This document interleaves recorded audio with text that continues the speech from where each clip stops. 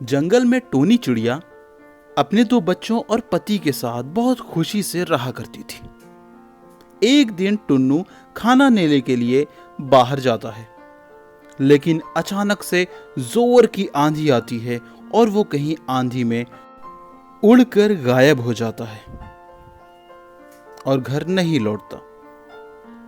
Tony उसका बहुत इंतजार करती है, पर वो शाम तक भी नहीं आता।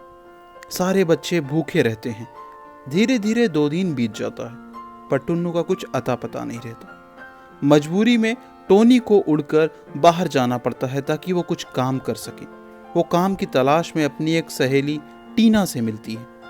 टीना बत्तख उसे एक बूढ़ी मुर्गी के पास लेके जाती है। वो एक लंगड़ी मुर्गी रहती है। वो लंगड़ी मुर्गी उसे काम पर तो लग लेती है, लेकिन इसके साथ एक शर्त लगा देती है, और शर्त ये रहती है कि टोनी को यहीं पर रहकर काम करना होगा। टोनी बहुत समझाती है कि वो अकेली है, लेकिन उस लंगड़ी मुर्गी को समझ में नहीं आता। आखिर में मजबूर टोनी क्या करती, उसके पास खाने को कुछ नहीं था। वो रुक जाती है, लेकिन दिक्कत ये थी कि उस बूढ़ी मुर्गी ने टोनी को रहने के लिए शौचालय दिया था। टोनी को शौचालय में रहना था, वहीं खाना बनाना था और अपने बच्चों को भी उसी में रखना था। टोनी बहुत मजबूर था। उसके पास अपने बच्चों को खिलाने के लिए कुछ भी नहीं बचा था। मजबूरी में थक हार कर टोनी ने उस बूढ़ी मुर्गी की शर्त मान ली। वह अपने 2 बच्चों के साथ शौचालय में ही रहती थी। दिन भर टोनी चिड़िया घर का काम करती, लेकिन जैसे ही शाम होती उसे अपने बच्चों के पास शौचालय में आना पड़ता। यहाँ पर वह अपने बच्चों के लिए खाना बनाती। शौचालय में बहुत दुर्गंध आती थी। बच्चों के लिए यहाँ पर जीना बहुत मुश्किल हो जाता था, लेकिन टोनी सोचती थी कि एक न एक दिन उसका भी दिन सही हो जाएगा। काफी दिन बीत गए। टोनी चिड़िया की जिंदगी में कुछ अच्छा नहीं हो पा रहा था। एक तरफ टुन्नू गायब हो गया था।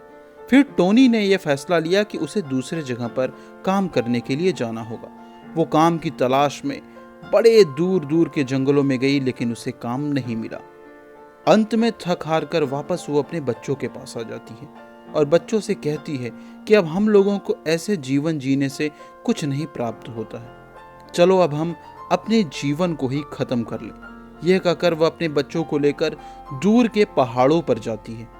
वो सोचती है कि अपने बच्चों के साथ पहाड़ से छलांग लगा दूंगी और तुरंत हम लोगों के जीवन का अंत हो जाए। साथ में जिंदगी की इस परेशानी से आजादी भी मिल जाएगी।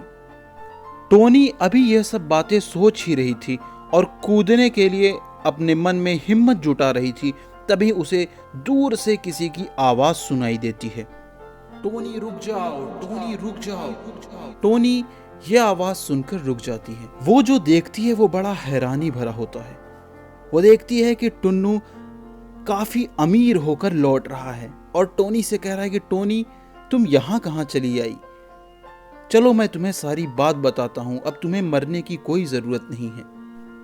टुन्नू अपने ऊपर की सारी आपबीती बताता है। वो बताता है कि उस दिन कैसे आंधी में वह उड़कर काफी दूर चला गया था, और जब भटकते भटकते अपने घर को आया तो पता चला कि तुम घर पर थी ही नहीं।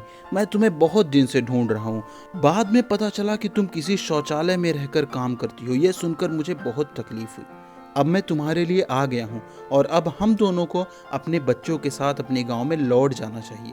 मेरे पास बहुत सारे पैसे हैं, अब तुम्हें कहीं काम करने की ज़रूरत नहीं है और अब हम लोग एक अच्छी ज़िंदगी जिएंगे।